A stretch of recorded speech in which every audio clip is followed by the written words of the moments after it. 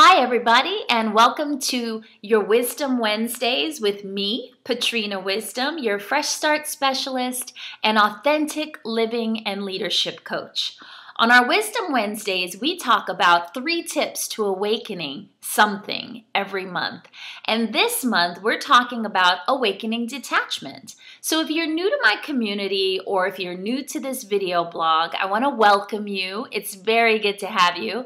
I love coming every week and having this conversation, this open conversation about awakening certain things in our lives. And I really look forward to sharing with you this week and moving forward. If you haven't already connected with me on Facebook or Twitter, please look for me at Patrina Wisdom, /Patrina Wisdom, #Patrina Wisdom, you name it.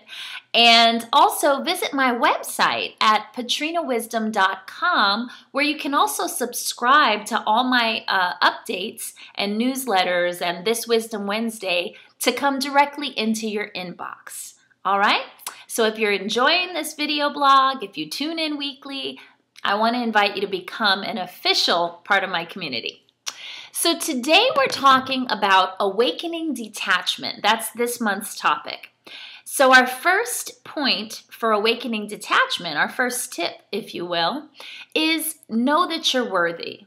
See, because God or the universe or spirit, whichever you prefer to call it, him, her, wants to give you every single thing that you desire in this world. But we have to know that we're worthy to receive that, and we have to be open to receiving it.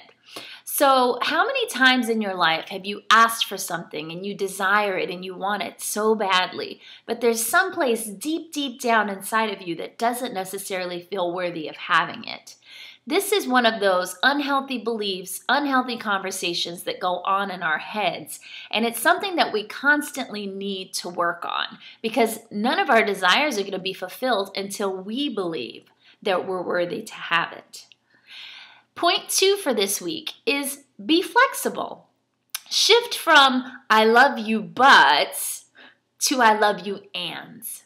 Why does it have to be either or anyway?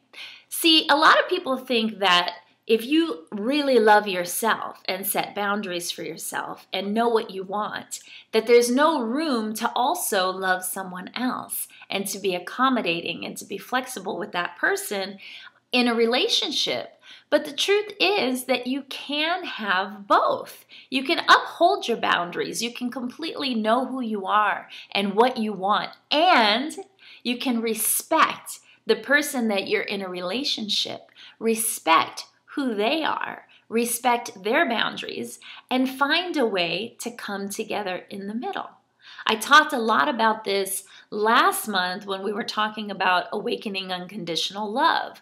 But in reality, it's not just relationships that we sometimes replace our ands with buts. We also do it in career. That's actually a very common area where we say, well, I really want to be an interior designer, but I also need to pay my bills and support my family.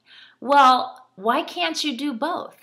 Why can't you, if you needed to, take a job or something consistent that feeds your family while you're studying and planning and strategizing on how to move into your interior design business? Why does it have to be either or? Other people say, well, I really want to start my own business, but I also need to take care of my family, right? Or I'm not making enough money in my own business, and so I need to get a job. So for some reason, when it's the other way around, we're really quick to put the and, I'm not making enough here, so I have to go out and get a job. But if we are already in a position that's steady and sturdy and we want to transition into business, for some reason there's this hesitation, there's something that holds us back from the and. It's always a but. Does that make sense? I hope so. Point 3 for this week is release resistance. Let go of any judgment that you have about yourself, judgment that you have of others, because all judgment is resistance, and it'll rob you ultimately of your happiness. So if you find yourself looking at other people and judging them for what they wear, how they act, getting maybe a little bit envious or jealous about how free they seem or how in touch with themselves they are or how confident they are, ask yourself why. I mean, a lot of times it's the very thing that we're judging someone else about that we have issues with within ourselves. So the reason I wanted to talk about awakening detachment this month is because I've gotten really, really good lately at manifesting. And I truly believe that part of the reason that my manifestation process has speed up, or why I'm manifesting faster and more efficiently, is because I really just got to a point where I completely let go. I completely let go and surrendered to the idea that I am really not in control of much in my life. And I think that sometimes it takes for us to get to that point and to be able to just trust and have faith that if we set our intention, if we focus on that, and if we take action to move towards what it is that we want, that it will manifest. And that we just don't have to worry about the how it's going to happen. I talked about that as well in one of our Wisdom Wednesdays. I believe it was the last one. And it's a huge point. It's a huge point, and it's something that's not easy to do. Manifesting sounds simple. Set your intention. Stay in the feeling of what you want.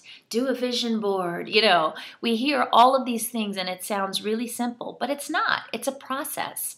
It's a process of graciously moving through your journey, learning and tweaking along the way until you get to a point where you know and you can align with the feeling of where you need to be in order to manifest the things that you want in your life.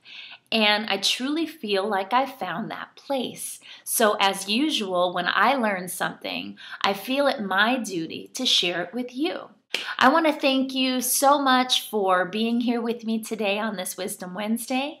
And I also want to remind you that I am working on a series for I think I'm going to end up going with a virtual boot camp type product.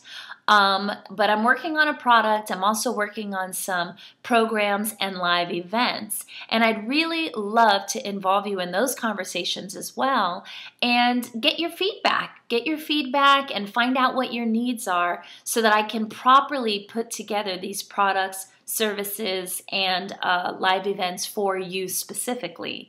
So if success, love, and money, if manifestation, if designing the life of your dreams is something that you're interested in and you want to know more about, please visit patrinawisdom.com /awakening-success-love-money. That's patrinawisdom.com /awakening-success-love-money. Go ahead and sign up there, and this will get you on my email list to find out the progress of these programs. And also, I'd really love to send out a survey and just kind of find out where you're at in your life, where your challenges are, and where you need support. So please, if you have questions or comments, email me at coaching@patrinawisdom.com. And again, visit my website, patrinawisdom.com, to subscribe to my weekly updates. I am so happy that we had this time together. You have a fantastic day and a wonderful week, and I will see you right back here next week, same time, same channel, on your Wisdom Wednesdays. I am Patrina Wisdom, your Fresh Start Specialist and authentic living and leadership coach, signing out for now and looking forward to serving you more.